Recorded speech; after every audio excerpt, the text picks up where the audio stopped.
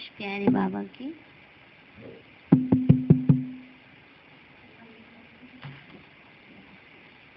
16 तारीख के महावाक्य हैं। बाबा बोले, मीठे बच्चे, तुम अभी 21 जन्मों के लिए विश्व के मालिक बनते हो। मीठे बच्चे, तुम अभी 21 जन्मों के लिए विश्व के मालिक बनते हो।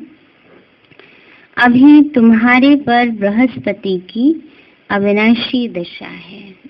अभी तुम्हारे पर बृहस्पति की अविनाशी दशा है। प्रश्न है, सच्चे सेवाधारी बच्चों की बुद्धि में कौन सी बात सदैव याद रहती है? सच्चे सेवाधारी बच्चों की बुद्धि में कौन सी बात सदैव याद रहती है? बाबा बोले, धन दिए धन ना खूटे। वह सदैव दान करते ही रहते हैं ना। भक्ति में भी कहा जाता है, जितना दोगे उतना बढ़ेगा। तो बाबा भी कहते हैं, बच्चे, ज्ञान धन का दान जितना करोगे उतना बढ़ता जाएगा। उनकी बुद्धि में रहता है कि हम अपना ही कल्याण करते हैं।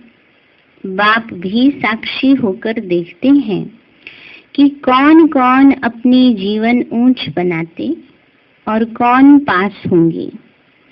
ज्ञान में मैनर्स भी बहुत अच्छे चाहिए ना। बाबा के हम बच्चे बने हैं, देवी देवता बन रहे हैं, तो बाबा ने का ज्ञान में मैनर्स भी बहुत अच्छे चाहिए। कभी छोटी छोटी बातों में फंक नहीं होना चाहिए। फंक माना दिल शिकस्त, उदास, निराश। किसी ने कुछ कह दिया, बस मूड ऑफ हो गया, है ना। ये क्या है? ये संस्कार है बचपन के। बचपन में होते हैं ना ऐसे संस्कार। इसलिए बाबा कहते हैं, कभी भी छोटी छोटी बातों में फंक नहीं होना चाहिए। गीत है, तुम ही हो माता पिता, तुम ही हो बंधु सखा, तुम ही। ओम शांति। गुड मॉर्निंग बच्चों को। आजकल बाबा रोज गुड मॉर्निंग करते हैं। गुड मॉर्निंग बच्चों को। आज है, क्या है?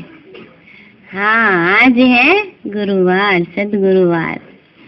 तो तुम बच्चों के लिए यह वृक्षपति डे व बृहस्पति वार है उत्तम। सप्ताह में सबसे उत्तम दिन यह है। पहले बाबा मुरली में बताते थे, अभी पता नहीं होता ऐसा कि नहीं। यदि स्कूल में पहले दिन गुरुवार को बिठाते हैं पढ़ने। पहले बच्चों को एडमिशन दिलाते थे ना, तो फर्स्ट डे गुरुवार को बैठाते थे। हाँ, कई व्रत भी रखते हैं। तो बाबा कहते हैं, बच्चे, आज है गुरुवार, तुम बच्चों के लिए यह वृक्षपति डे व बृहस्पति वार है उत्तम। और हम तो उसी दिन सर धोते हैं, भोग लगाना होता बाबा को। दुनिया में कहते सर नहीं धो, और बाबा के तो सारे आज के दिन ही सारे शुद्धता के काम होते हैं। बाबा कहते हैं, बृहस्पति की दशा बैठी हुई है। वृक्षपति बाबा फिर से हमको अपना बेहद सुख का वर्षा दे रहे हैं। बेहद का सन्यास भी करवाते हैं। निवृत्ति मार्ग वालों का तो हद का सन्यास है। सबको सन्यास करना है। बाबा कहते हैं, आगे चलकर तो बहुत ही सुनेंगे। पतित पावन बाप जो गाइड और लिबरेटर है, वो कहते हैं, मैं आया हूँ सबको मुक्ति धाम में वापस ले चलने के लिए। भक्ति मार्ग में मुक्ति के लिए ही पुरुषार्थ करते हैं।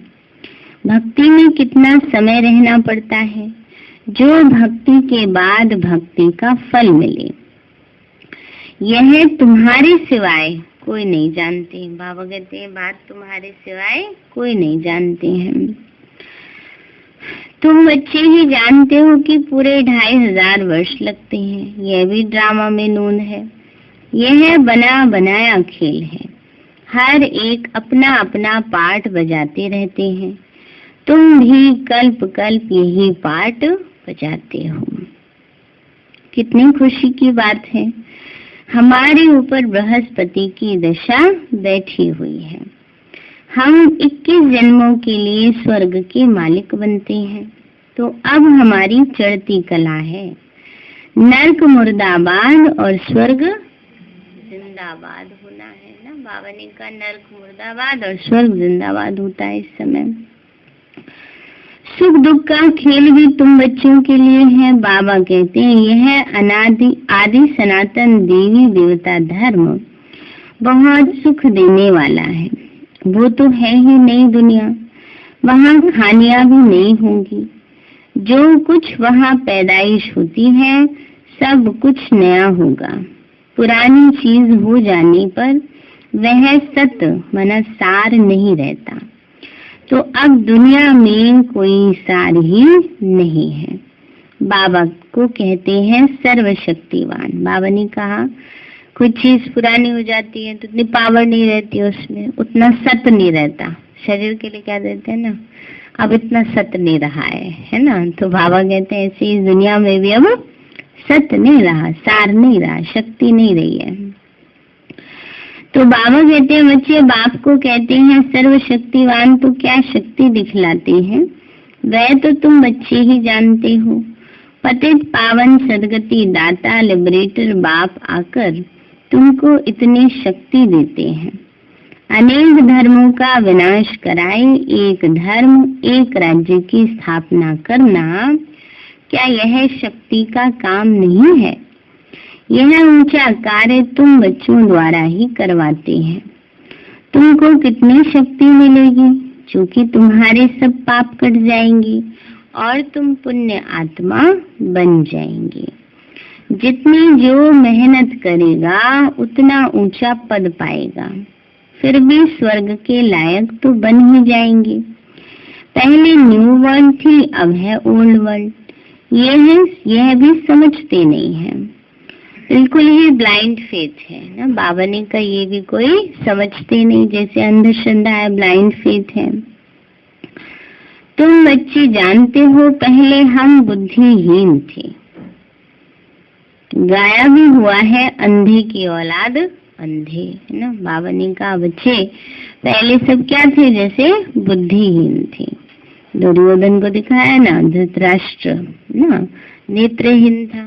धृतराष्ट्र माना धूर्तता से राज्य करने वाला। जहाँ पर धूर्त माना मूर्ख सब है, धृतराष्ट्र ना। तो बाबा ने कहा इस समय क्या बन गए, सभी मूर्ख बन गए हैं, जैसे माया के वश हो गए हैं। इसलिए बाबा कह रहे बुद्धिहीन हो गए हम।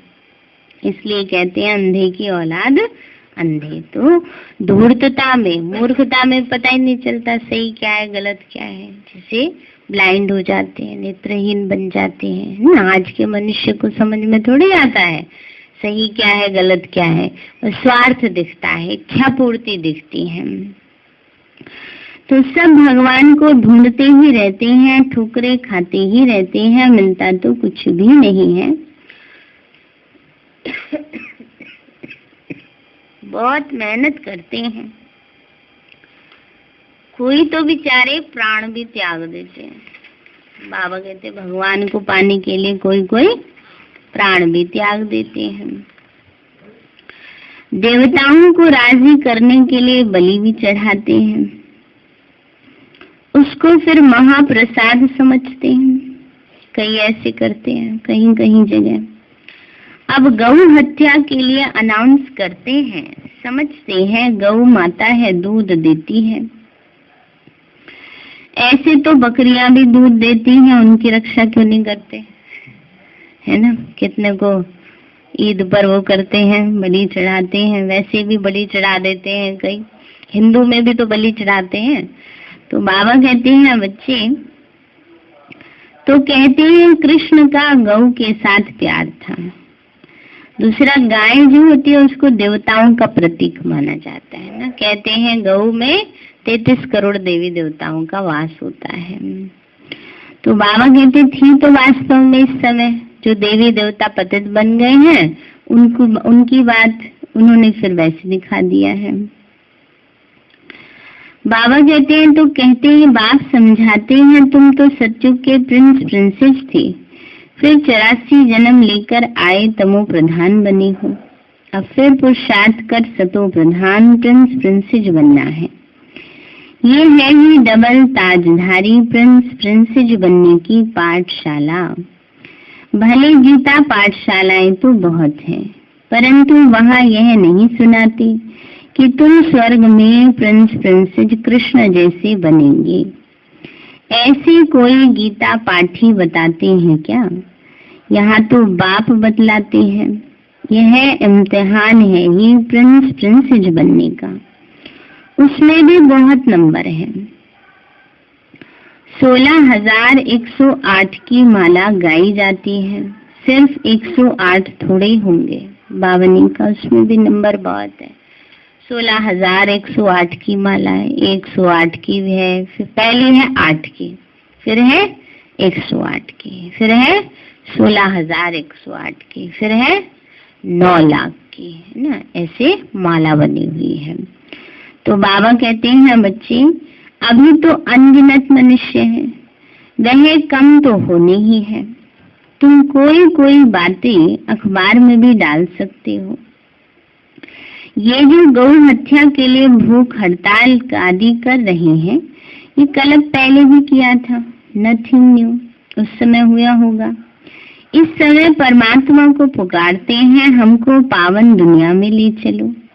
अब कैसे ले चले यह तो तुम बच्चे ही जानते हो, परंतु वह दैवी गुण अभी आए नहीं है। दैवी गुणों की धारणा बहुत ही कम है। ज्ञान तो बहुतों को अच्छा भी लगता है। बाबा कहते ज्ञान तो अच्छा लगता है, पर ज्ञान की धारणा कम है। देवी गुणों की धारणा करना कहते हैं अच्छा ये भी करना पड़ेगा, है ममता बहन। ज्ञान बहुत अच्छा है, लेकिन रोज आना बड़ा मुश्किल है दीदी, है। गुस्सा ना करें तो कोई बात ही नहीं सुनता आजकल। तो बाबा कहते हैं ज्ञान अच्छा लगता है, लेकिन धारणा नहीं कर पाते हैं। समझते हैं बीके पवित्र रहते हैं, सादगी में रहते हैं, जेवर आदि नहीं पहनते, परंतु चलन भी तो अच्छी चाहिए। जो घर में भी रहते, वह कभी पति को व माँ बाप को नहीं कह सकते कि हमको अच्छे जेवर अच्छे कपड़े लाकर दो, नहीं, क्योंकि तुम बच्चे जानते हो कि अभी हम वनवा में बैठे हैं। बाबा ने माताओं को पक्का करा दिया, ये नहीं अभी भाइयों के पीछे पड़ जाओ। इस बार ये फैशन आया, हमें यही चाहिए। बाबा कहता है अब इतना बुद्धि उन सब चीजों में नहीं फंसाओ। हाँ, लेकिन इसका मतलब ये नहीं कि रॉयल्टी से नहीं रहो, है ना। अपना उसमें भी अपना स्टेटस मेंटेन करके रखना होता है। नहीं तो लोग कहेंगे कि देखो जब से इन्होंने वहां जाना शुरू किया है ये तो बिल्कुल सन्यासी से बन गए हैं। तो ऐसे भी नहीं, वो फिर डिससर्विस हो जाती है। इसलिए बाबा ने कभी चूड़ी पहनने को, कभी बिछुए पहनने को, बिंदी लगाने को कभी मना नहीं किया है। अच्छे से पहनो, अच्छे से रहो, जैसे पहले से रहते आए हो वैसे रहो। हाँ, बेवजह की फालतू इच्छाएं नहीं रखो। कईयों को ये होता है ना कि नया जिस चीज का ट्रेंड आएगा बस वो चीज मेरे पास होनी चाहिए ना। ऐसा नहीं, ऐसे ही होना चाहिए ना, वो नहीं होना चाहिए। लेकिन हमें रॉयल्टी से भी रहना चाहिए। ऐसे नहीं, बाबा ही तो कहता है ना हम वनवा में हैं, कोई बात नहीं, फटी पुरानी साड़ी पहन लेते हैं, है ना। अच्छी साड़ियां रखी कबर्ड में, उसको नहीं निकालेंगे, हवा ना लग जाए। और फटी पुरानी पहनते रहेंगे, थोड़े बाबा कह रहा है। बाबा कह रहा है अच्छी है तो अच्छे अच्छे से पहनो ना, उसको ये थोड़ी है, उसको लेके जा कहाँ जाएंगे, है ना। लेकिन ये भी नहीं कि फिर बिल्कुल ही वो बन जाओ ना, बहुत ही ज्यादा उनमें बुद्धि फंसी रहे कि इतनी अब इतना ढेर और लगना चाहिए। ये नहीं होना चाहिए, ये बाबा समझाते हैं। क्योंकि शुरू में माताओं ने क्या किया, बाबा ने मुरली चलाई, माताओं ने सब कुछ छोड़ दिया, तो लोग डरने लगे, अरे ये कैसा ज्ञान है, यहाँ तो ना बिंदी लगाते हैं जाने वाले, न चूड़ी पहनते हैं। ऐसा बाबा ने कभी मना नहीं किया, अच्छे से पहनो, अच्छे से रहो, कोई बाबा मना नहीं करता। लेकिन ये तो आजकल चोरों ने छुड़ा दी है, चेन आदि पहनना। कानों में से भी छीन छीन के भाग जाते हैं, तो इसलिए वो अलग बात है। लेकिन बाबा कभी ऐसे मना नहीं करते। बाबा कहते हैं अच्छे से रॉयल्टी से रहना चाहिए। बाबा ने कहा, बच्चे यह पुराना शरीर है, यह वस्त्र छोड़ हम विष्णुपुरी में जा रहे हैं। शिव बाबा हमारा पतियों का पति, गुरुओं का गुरु है। तभी तो सब उनको याद करते हैं कि हे पतित पावन आओ। वही आकर सबको सदगति देते हैं। सिख लोग भी कहते हैं अकाल मूरत, सत श्री अकाल। आत्मा को कभी काल नहीं खाता। शरीर तो विनाश हो जाता है, आत्मा तो विनाश होती नहीं। तो सदगुरु अकाल मूरत को याद करते हैं कि आकर हमको सदगति दो। अकाल घर में ले चलो, जहाँ से हम आए हैं। तो तुम बच्चों को यह समझाना है कि सदगुरु अकाल मूरत वह एक ही है। फिर तुम अपने को गुरु कैसे कहलाते हो? बात समझाती है, ये भक्ति मार्ग के अथाह गुरु है। ज्ञान सागर तो एक ही बाप है, उनसे तुम ज्ञान नदियां निकलती हो। ये बातें बाबा ही समझाते हैं। बेहद का बाप बेहद का वर्षा देते हैं। लौकिक टीचर भी पढ़ाई का वर्षा देते हैं। अब बाबा आकर कहते हैं, माँ में कम याद करो तो विकर्म विनाश होंगे। सिर पर पापों का बोझा है ना, तो बाप को याद करने से बुद्धि गोल्डन बनेगी। अभी तो सबकी बुद्धि छी छी आयरनेज है। मूर्ति के आगे जाकर कहते हैं, हम छी छी हैं, आप वाह वाह हो। तो तुम ही पावन ऊंचे थे, तुम ही पतित बनते आए हो। नाटक ही भारत पर है। 84 जन्मों की कहानी भी तुमसे ही लगती है। बाबा का जो 84 जन्मों की कहानी है वो हम बच्चों की है, भारत की है, भारतवासियों की है। बाबा कहते हैं, यह भी किसी को मालूम नहीं है कि अब स्वर्ग कृष्णपुरी स्थापन हो रही है। तुम क्लियर करके लिख सकते हो कि हम योग बल से भारत को शिष्टाचारी बना देंगे। बर्थ कंट्रोल के लिए इतना माथा मारते हैं, परंतु ये तो बाप का ही काम है। विनाश के बाद बाकी 9 लाख ही रह जाएंगे। इसमें बाप कोई खर्चा नहीं करते हैं, ना ही कोई दुआ आदि की बात है। परंतु इस पुरानी दुनिया का विनाश होना ही है। ये है संगम। गाया भी हुआ है, ब्रह्मा द्वारा स्थापना, तो जरूर यहाँ ही चाहिए ना। तो ब्रह्मा को बिठाया है। लोग कहते हैं कि ज्यादा को क्यों बिठाया? बाबा कहते कोई को तो बिठाएंगे ना। चलो इसको हटा देते हैं, आप बता दो किसको बिठा दें? आपको बिठा दें?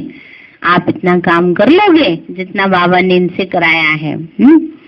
तो बाबा कहते हैं, बच्चे तो दादा को क्यों बिठाया? कोई को तो बिठाएंगे ना। तो कहेंगे, फिर कहेंगे कि फलाने को क्यों बिठाया? तो ब्रह्मा तो बिल्कुल साधारण है, सबसे बड़ा तो ब्रह्मा ही हो सकता है। बात तो बिल्कुल सिंपल है, परंतु कितना समझाना पड़ता है। भगवान आते ही पतित शरीर और पतित दुनिया में है।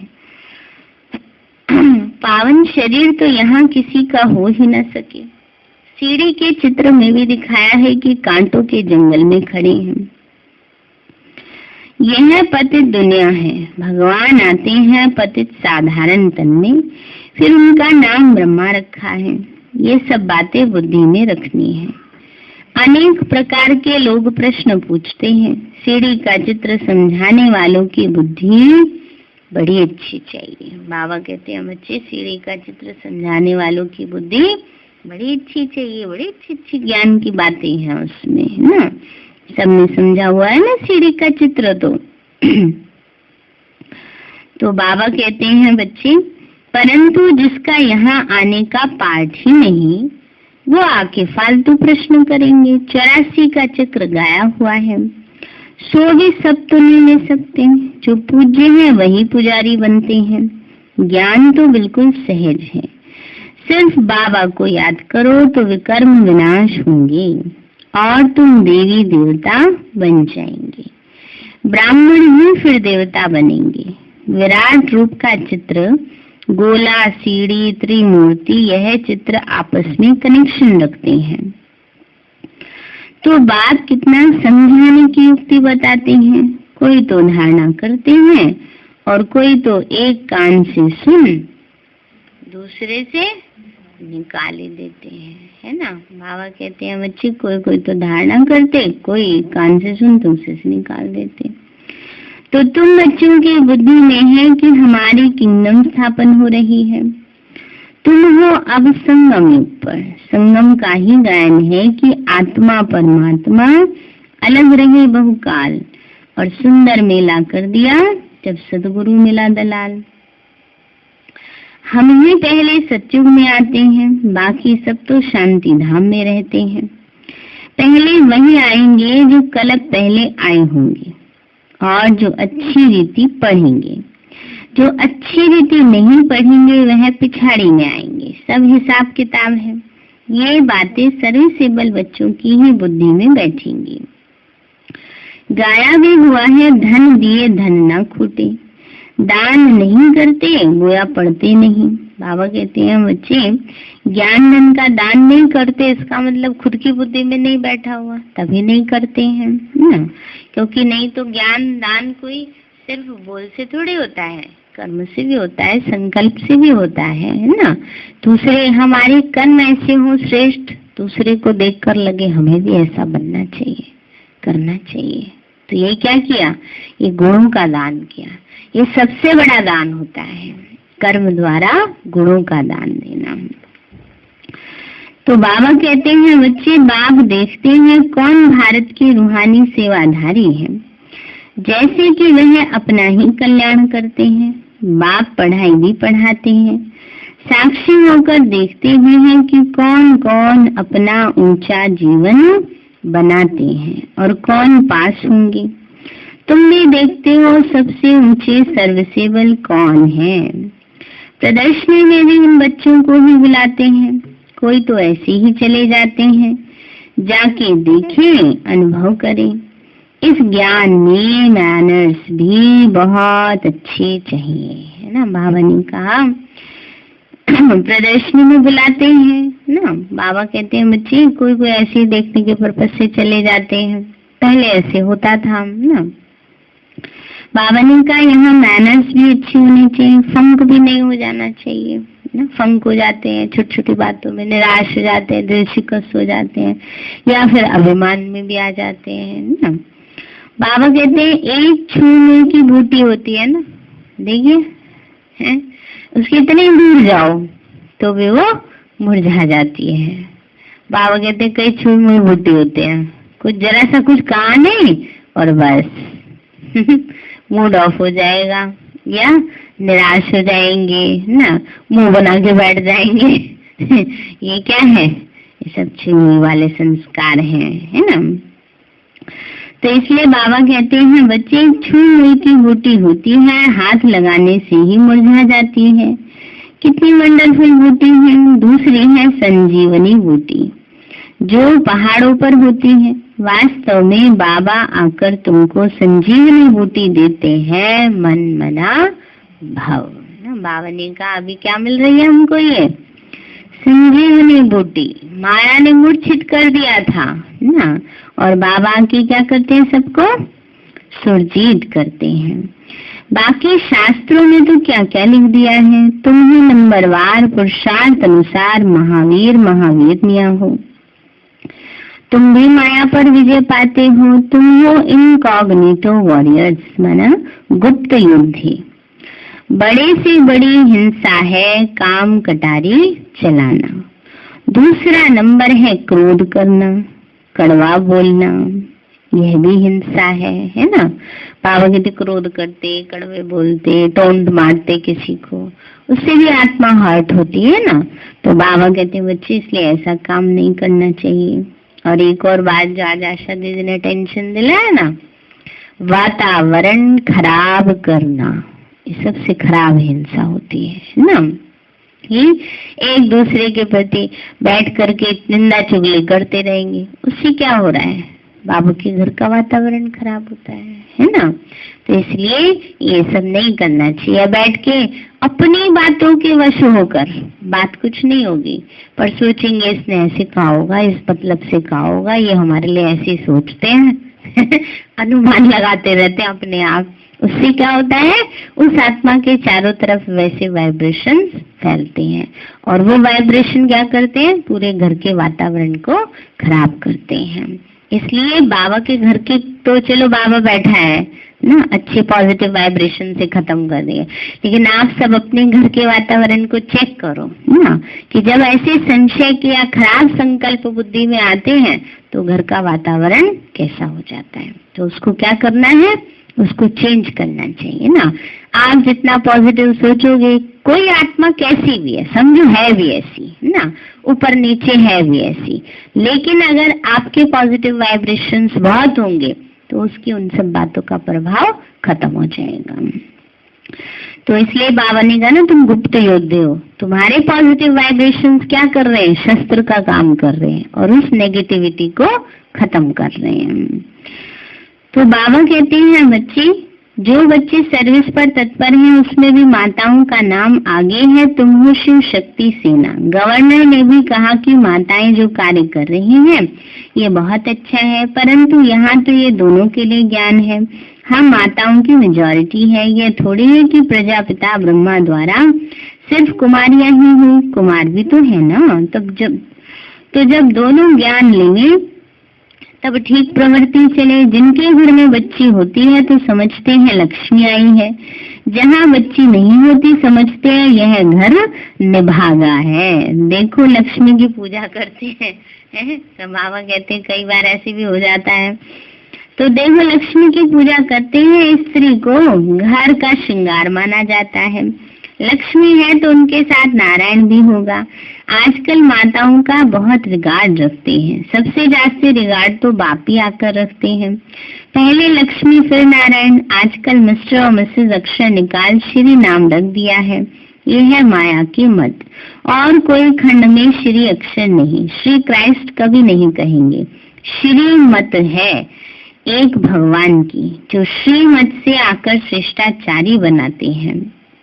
तुम बच्चों को तो बहुत पुरुषार्थ करना चाहिए, परंतु कोई देहाभिमान में आकर अपना पद भ्रष्ट कर लेते हैं ना। बाबा ने कहा पुरुषार्थ तो करना चाहिए, पर कुछ जरा सी बात हुई उसके कारण ही पुरुषार्थ छोड़ देंगे। अरे बातें तो आएंगी और जाएंगी, पुरुषार्थ क्यों छोड़ो। बात तो आज है कल नहीं है, लेकिन हमारा भाग्य तो जन्म जन्म के लिए बन रहा है, तो पुरुषार्थ किस लिए छोड़ना। तो इस समय सब देह अभिमानी है, और कोई पाठशाला ऐसी हो नहीं सकती जहाँ आत्माओं को बैठ परमात्मा पढ़ाते हो। अपने को आत्मा समझ बाप को याद करो। कोई का भी ड्रामा में ऐसा पार्ट नहीं है, आत्मा में ही सारा अविनाशी पार्ट भरा हुआ है। 84 जन्मों का सीढ़ी का चित्र तो क्लियर कर देते हैं। यह तुम बच्चे जानते हो, जिसने 84 जन्म लिए होंगे वही आएंगे। बाकी के लिए ऐसे ही समझना है कि पिछाड़ी में आने वाले हैं। अब तुम बच्चों को बहुत ही समझदार बनना है, अच्छी रीति पढ़ना है। जो अच्छी रीति पढ़ेंगे और फिर पढ़ाएंगे वही ऊंचा पद पाएंगे। बात समझाने तो बहुत अच्छी देते हैं कि देह सहित सबको भूलो, अपनी को आत्मा समझो। इस पुरानी दुनिया को भूल जाना है, सिर्फ एक बाप को याद करना है। याद से ही बाप का वर्षा पाएंगे। आजकल इशारा भी करते हैं भगवान को याद करो, ऐसे कहते हैं ना। तो जरूर एक ही बाप है, बाकी सब बच्चे हैं। ऊंचे से ऊंचा है शिव बाबा, फिर ब्रह्मा विष्णु शंकर, फिर जगदम्बा। भक्ति मार्ग का पसारा बहुत है, झाड़ है और ज्ञान है बीज। अच्छा मीठे मीठे सिक्के न दे बच्चों प्रति माता पिता, रूहानी बाप की रूहानी बच्चों को नमस्ते। रूहानी हम बच्चों की रूहानी माता पिता बाप दादा को नमस्ते नमस्ते। बाबा नमस्ते। धारणा के लिए मुख्य सार है, इस समय स्वयं को वनवाह में समझना है। अच्छे कपड़े अच्छे जेवर पहनने का शौक छोड़ देना है। शादियों का सीजन है बाबा सब खूब शॉपिंग में लगे होंगे और बाबा ने कह दिया अच्छे कपड़े अच्छे जेवर पहनने का शौक छोड़ दो। सादगी में रहते हुए चलन बहुत रॉयल रखनी है। दूसरा है छुई मुई कभी नहीं बनना है। क्या नहीं बनना? छुई मुई। इसका मतलब ये भी नहीं कि घर के कपड़े पहन के शादी में पहुंच जाओ। ये भी मत कर देना, जो पहले की रखी है वो पहन लो। मुख से कड़वे बोल नहीं बोलने हैं, और अगर इतना फर्क नहीं पड़ता है ना, तो खरीद भी लो, कोई बात नहीं। जो दुकानदार बैठे उनकी भी थोड़ी बिक्री हो जाएगी। ये शुभ भावना रख करके खरीदो, उनका भी कल्याण है ना। संजीवनी बूटी से माया जीत बनना है। बाबा ने जो संजीवनी बूटी दी है उससे माया जीत बनना है। वरदान दिया बाबा ने, साकार बाप समान अपने हर कर्म को यादगार बनाने वाले आधार मूर्त और उद्धार मूर्त भव। साकार बाप समान अपने हर कर्म को यादगार बनाने वाले आधार मूर्त और उद्धार मूर्त भव। बाबा बोले, जैसे साकार बाप ने अपना हर कर्म यादगार बनाया, ऐसे आप सभी का हर कर्म यादगार तब बनेगा जब स्वयं को आधार मूर्त और उद्धार मूर्त समझकर चलेंगे, जो अपने को विश्व परिवर्तन के आधार मूर्त समझते हैं। कल सभी ने बाबा से मिलन मनाया, बाबा ने देखो कितना अच्छा होमवर्क दिया, और बाबा ने कितनी प्यार लुटाया। बाबा को कितना प्यार है, बाबा अकेले ही कर ले, पर बच्चों के बिना नहीं करता। तो बाबा कहते हैं बच्चे, तो सभी बाबा ने कल कहा ना, सभी क्या है? विश्व के आधार मूर्त है, विश्व परिवर्तन की। तो उनका हर कर्म ऊंचा होता है, और दृष्टि वृत्ति में जब सर्व के कल्याण की भावना रहती है तो हर कर्म श्रेष्ठ हो जाता है। ऐसे श्रेष्ठ कर्म ही यादगार बनते हैं। स्लोगन है, सत्यता की शक्ति को धारण करने के लिए सहनशील बनो। सत्यता की शक्ति को धारण करने के लिए सहनशील बनो। सारे मीठे बच्चे, तुम अभी के जन्मों के लिए विश्व के मालिक बनते हो। अभी तुम्हारे ऊपर बृहस्पति की अविनाशी दशा है। प्रश्न है, सच्चे सेवाधारी बच्चों की बुद्धि में कौन सी बात सदैव रहती है? बाबा बोले, धन दिए धन ना खूटे, वो सदैव दान करते ही रहते हैं। उनकी बुद्धि में रहता है हम अपना ही कल्याण करते हैं।